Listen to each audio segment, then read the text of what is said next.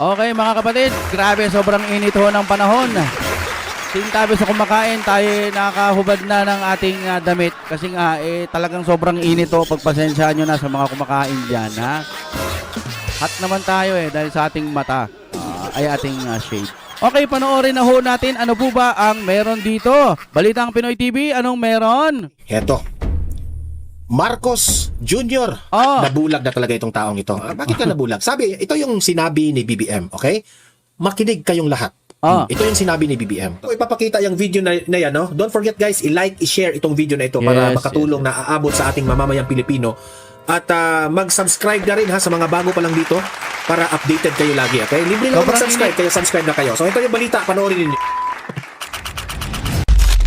Narito ang Balitang Pinoy TV. Alright, Balitang Pinoy TV, nasa description niya.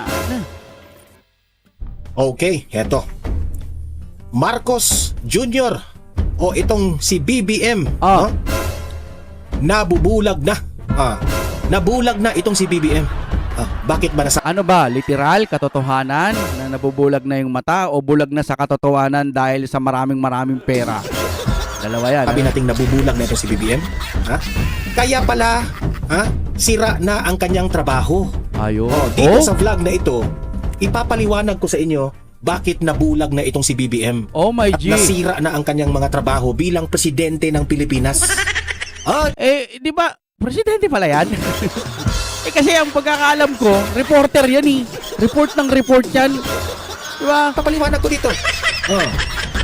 Kasi po, may statement itong si BBM na sabi ko, nasa katinuan pa ba itong si presidente na ito? Talagang bulag na bulag. Grabe itong vlog na ito. Nabulag na talaga itong si BBM. Ipapaliwanag ko sa inyo huwag kayong bibitiw kasi po meron po akong ipapakita sa inyo, no? Na mga nangyayari rin sa Davao.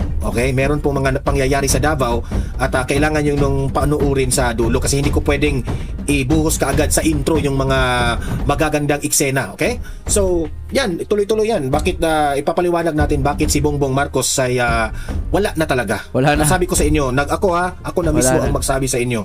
Taong bayan, no? Kung ano man ang status mo sa buhay ngayon, okay? Wag na kayong umasa sa presidente natin. Yun lang ang maipapayo ko sa inyo.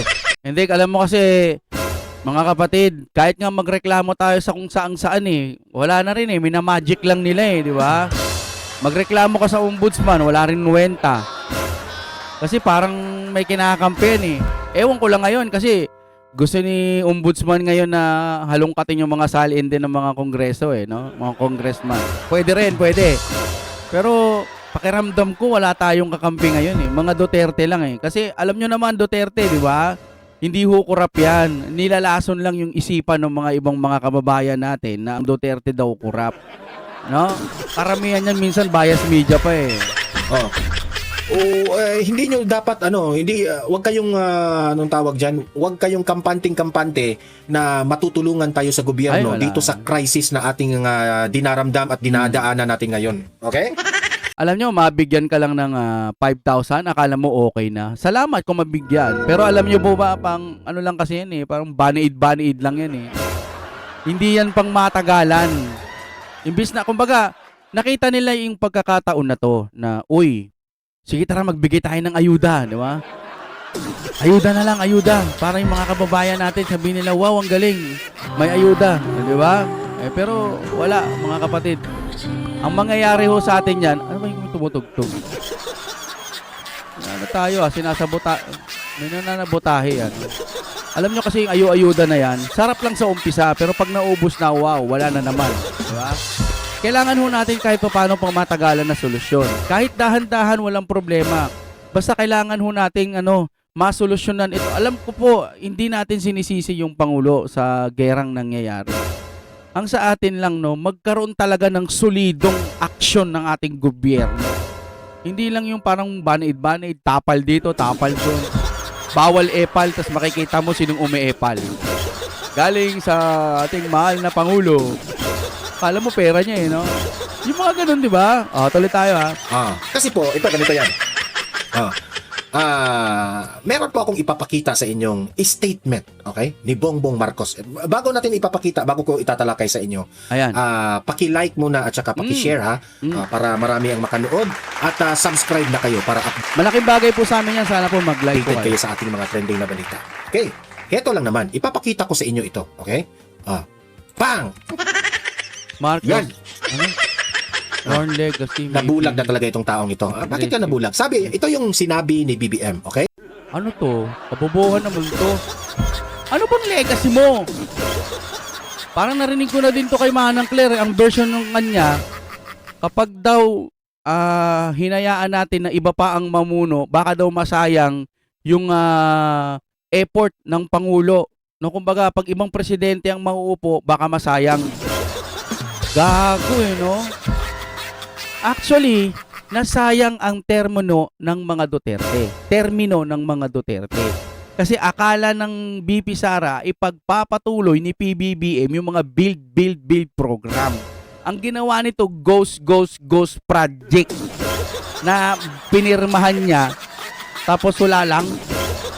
Walang nakulong na matino. Ay, walang nakulong na mga durugistang magnanakaw. Yun ho ang nakakainis. Tapos sasabihin ganito, Marcos warns legacy may be erased if next leaders fail to continue reform. Gago kayong lahat. Makinig kayong lahat. Ito yung sinabi ni BBM. Pwera na lang kung mali yung pagkakaintindi ko sa English. Marcos warns legacy may be erased if next leaders fail to continue reforms. Talagang noong napakinggan kito, sabi ko, bulag talaga siya. Bulag na talaga siya.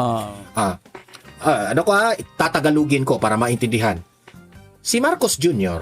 ay nag-warning na ang magiging sunod na presidente, okay, kung sino man ang magiging sunod na presidente, kasi meron pong eleksyon sa 2028. Yes. Ayan, kung merong eleksyon. Kung gusto nang mag-prime minister nitong taong ito, Hindi yan, tambalos-los. ayan kung merong eleksyon. Kasi nakakatakot pa kasi ang COMELEC hawak rin niya kasi yung si COMELEC Garcia ay dating lawyer yan ni BBM. Maka-BBM so yan. hawak niya. Sana naman hindi mag-ambisyon na maging prime minister itong taong ito, kasi kung mag-ambisyon ng prime minister, Wala na. wala talagang eleksyon sa 2028. Hindi, alam mo, pwedeng totoo yan Kasi nga, pag umupo si BP Sara, natitiyak ko lahat ng mga posibleng may kasalanan sa pagpapakulong kay Tatay Digong, malamang mananagot kay BP Sara. Hindi lang kay BP Sara, yung konstitusyon na nilabag po nila, kotang-kota na. So hoping for the sake of argument, kung magkaroon po ng eleksyon ngayong 2028, si Bongbong Marcos ay hindi na pwedeng tumakbo ulit. Okay? So syempre, hindi natin alam. Baka ang kanilang manok na sa mga loyalista, for sure, si Martin Romualdez. Wala na nga sa ratings yun hindi nga umaabot sa 1 Baka nga 2, wala pa No, wala yun. Full yun. Kahit sinong kandidato matatalo pagdating kay BP Sara, maniwala kayo sa akin. O kaya yung ambisyosong si John Vic Rimulya. Okay, so given na sila yung magiging manok ng administrasyon, okay? For the sake of example, si Martin Romualdez tatakbo sa 2028. Edi syempre sayang naman yung mga tupad-tupad nila, yung mga ayuda-ayuda nila, di ba? Kung hindi siya tatakbo. Kasi feeling ret rin itong si Martin Romualdez na alam niyang matatalo siya, syempre tatakbo pa rin siya. Given na tatakbo itong si Martin Romualdez. At syempre nag-announce na si BP Sara na tatakbo rin si BP Sara. Magtatakbo si BP Sara kalaban ni Martin Romualdez. Sa mga dilawan naman, ang kutob ko dyan, it's either kung magbago ang isip ni Leni Robredo, si Leni Robredo, or kung ayaw ni Leni Robredo, kasi nakita ko yung isang interview niya na ayaw niya because mag-focus muna siya sa Naga City. So walang iba kundi si Hontiveros ang tatakbo niya. Kasi feeling giraling yun I love Philippines. Isa rin yun no? Ewan ko ba sa mga yan parang ang plastic. I love Philippines. Drama Mahal ko ang Pilipinas. Sabi niya, mahal ko ang Pilipinas. Parang kulang sa Mahal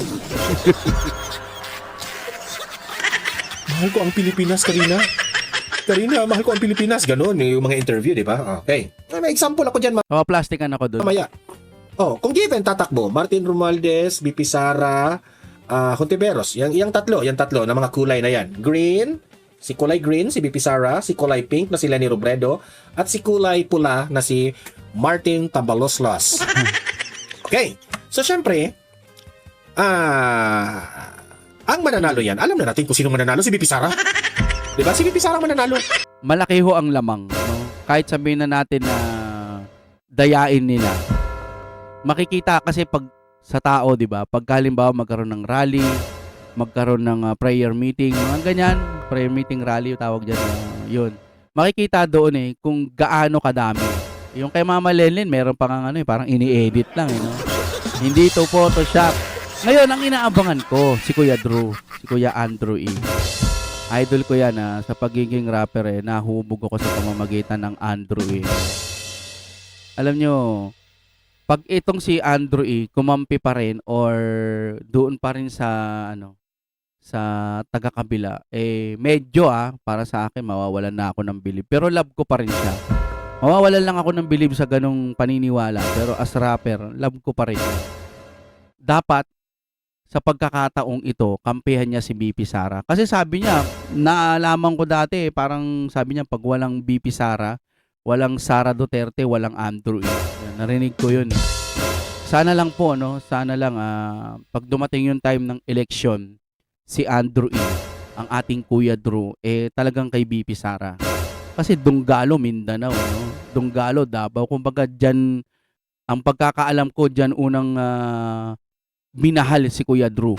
Kaya sana man lang, hindi naman sa utang na loob kailangan gawin niya. Pero gusto ko lang marinig yung sinasabi niya kung walang BP Sara, walang Andrew.